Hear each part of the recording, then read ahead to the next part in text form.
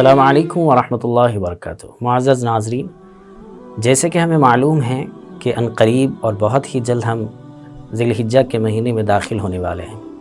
ذی قعدہ اور ذی الحجہ جب یہ موسم حج شروع ہوتا ہے تو ہم تمام کے ذہنوں میں حضرت ابراہیم علیہ السلام اور ان کے قربانیاں اور ان کے واقعات تازہ ہوتے ہیں۔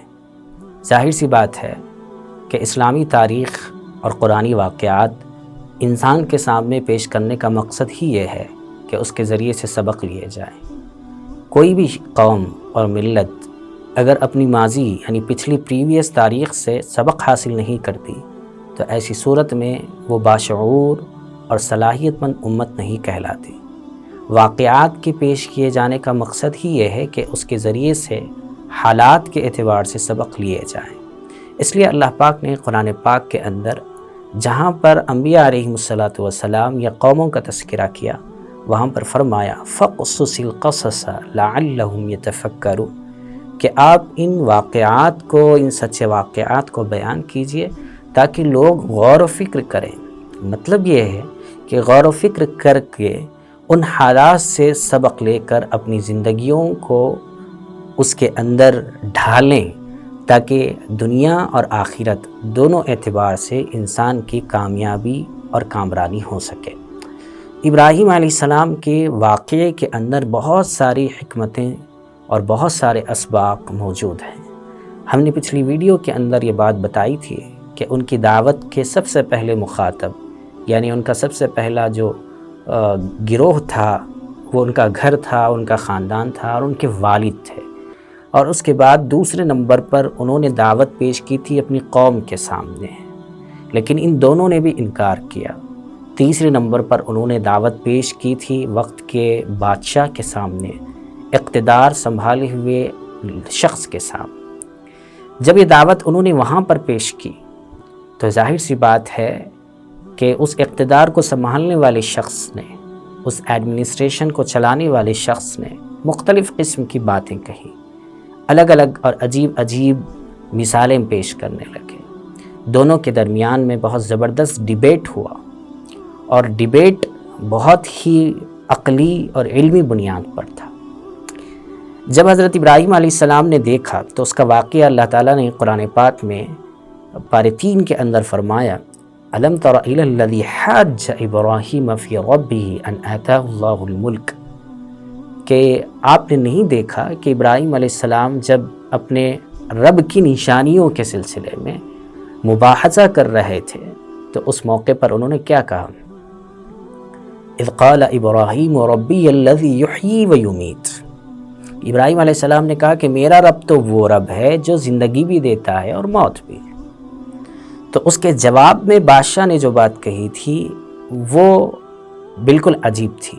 اس نے کہا قال انا احیی و امیت کہ میں بھی زندہ کرتا ہوں اور مارتا ہوں، لیکن دونوں کے مارنے یا زندگی دینے کے ڈیفینیشن میں فرق تھا۔ ابراہیم علیہ السلام جو اللہ تعالیٰ کے بارے میں جو بات بتا رہے تھے کہ اللہ تعالیٰ زندگی دیتے ہیں اور موت دیتے ہیں، تو اس کا مطلب حقیقی زندگی اور حقیقی موت۔ اور وہ شخص بادشاہ جب اس کے بارے میں کہہ رہا تھا کہ میں بھی زندگی اور موت دیتا ہوں تو اس کا ڈیفینیشن الگ تھا۔ وہ وہاں پر بتا یہ رہا تھا کہ میں جن کو جو آزاد ہیں ان کو قید کر دیتا ہوں تو گویا وہ آزادی ان کی زندگی ہے اور وہ قید ان کی موت ہے، اور جو قید ہے اس کو میں آزاد کر دیتا ہوں تو وہ اس قیدی زندگی کو موت سے تعبیر کر رہا تھا اور وہ آزادی کو زندگی سے۔ اور کسی ایک جگہ روایت میں بات ہے کہ وہ یہ کہہ رہا تھا کہ میں 4 قیدیوں کو قید میں رکھتا ہوں، ان میں سے بالکل جب وہ موت کے کھانا ان کو بند کر دیتا ہوں، اور جب وہ بالکل اپنی زندگی کے اخیر عمر کو پہنچ جاتے ہیں، بھوک کی وجہ سے مرنے کے قریب آ جاتے ہیں، تو ان میں سے دونوں کو میں کھانا دے دیتا ہوں، پھر وہ اچھے ہو جاتے ہیں، اور دونوں کو میں کھانا نہیں دیتا یہاں تک کہ وہ اس دنیا سے رخصت ہو جاتے ہیں۔ ڈیفینیشن کا فرق تھا۔ ابراہیم علیہ السلام چاہتے تو یہاں پر اس ڈیفینیشن کو بدل کر پھر کوئی اور بات کہتے، لیکن انہوں نے ایسی دلیل وہاں پر پیش کی کہ جس سے بادشاہ ہکا بکا رہ گیا۔ انہوں نے کہا کہ ٹھیک ہے، اگر آپ موت اور زندگی دینے کا دعویٰ کرتے ہیں تو اور ایک بات تھوڑا سا کر لیجئے، جب آپ زندگی اور موت بھی دیتے ہیں تو ایسی صورت میں آپ کے لیے تو بہت ساری چیزیں آسان ہیں۔ تو ابراہیم علیہ السلام نے اس وقت میں جو بات کہی وہ بڑی عجیب تھی۔ انہوں نے کہا قال ابراہیم فإن اللہ یأتی بالشمس من المشرق فأت بها من المغرب، کہ میرا رب جس پر میں اعتماد اور یقین کرتا ہوں، جس کو میں مانتا ہوں، جس کی میں پیروی کرتا ہوں، جس کے احکامات کو میں بجا لاتا ہوں، وہ مشرق سے سورج کو نکالتے ہیں اور مغرب میں اس کو ڈباتے ہیں۔ آپ ایک کام کر دیجئے۔ کیا کام؟ کہا کہ آپ جو ہے مغرب سے سورج کو نکالیے۔ جب آپ زندگی اور موت دیتے ہی ہیں تو پھر مغرب سے سورج نکالنا آپ کے لیے کون سا بڑا کام؟ کر دیجئے۔ لیکن ہوا یہ کہ نہیں ہو سکا۔ قال ابراہیم فإن اللہ یأتی بالشمس من المشرق فأت بها من المغرب فبہت الذی کفر واللہ لا یہدی القوم الظالمین۔ بادشاہ اور کفر پر اور جھوٹ پر جو ایویڈنس قائم ہوتے ہیں، جو دلائل قائم ہوتے ہیں، وہ ٹوٹ کر بکھر کر رہ جاتے ہیں۔ فبہت الذی کفر واللہ لا یہدی القوم الظالمین۔ یہ ڈیبیٹ میں چونکہ بادشاہ شکست کھا گیا تو اس نے سوچا کہ اب میں اپنی طاقت کا استعمال کروں گا، اور اس طاقت کے نتیجے میں اس نے کہا کہ ان کے لیے تو جو ہے ایک سزا ہونی چاہیے، اور سزا کے طور پر ایک علاوہ جلایا گیا۔ لکھا ہے کتاب میں، قرآن نے اس کی وضاحت کی ہے، قالوا ابنوا له بنیانا فالقوه فی الجحیم، کہ ان کے لیے ایسا علاوہ جلاؤ جس کے اندر آگ کے شعلے ابھرتے رہیں۔ کتابوں کے اندر یہ بات لکھی ہے کہ وہ آگ کے شعلے آسمانوں کو چھو رہے تھے، اتنی زبردست آگ جلائی گئی تھی اس توحید کی دعوت کے سلسلے میں، اور ان کو آگ میں ڈالا گیا۔ لیکن جیسے ہی وہ آگ میں پہنچتے ہیں تو اللہ تعالیٰ کی قدرت کاملہ کام کرتی ہے۔ اللہ تعالیٰ وہاں پر اپنے فرشتوں کو بھیجتے ہیں اور ان سے کہتے ہیں کہ آپ کو کسی چیز کی مدد کی ضرورت ہے تو آپ بتائیے۔ ابراہیم علیہ السلام کی توحید اتنی خالص تھی، ان کو اپنے رب پر اتنا یقین تھا، اور اس یقین کے ساتھ وہ دعوت دے رہے تھے کہ انہوں نے آنے والے فرشتوں سے یہ بات کہی کہ میرا رب مجھے دیکھ رہا ہے تو وہ خود میری مدد کرے گا، آپ کی مدد کی ضرورت نہیں ہے۔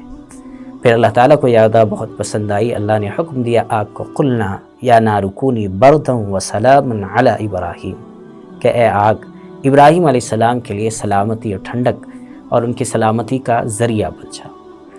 ابراہیم علیہ السلام کی اس دعوت کے اندر امت کے لیے ایک بہت بڑا سبق ہے۔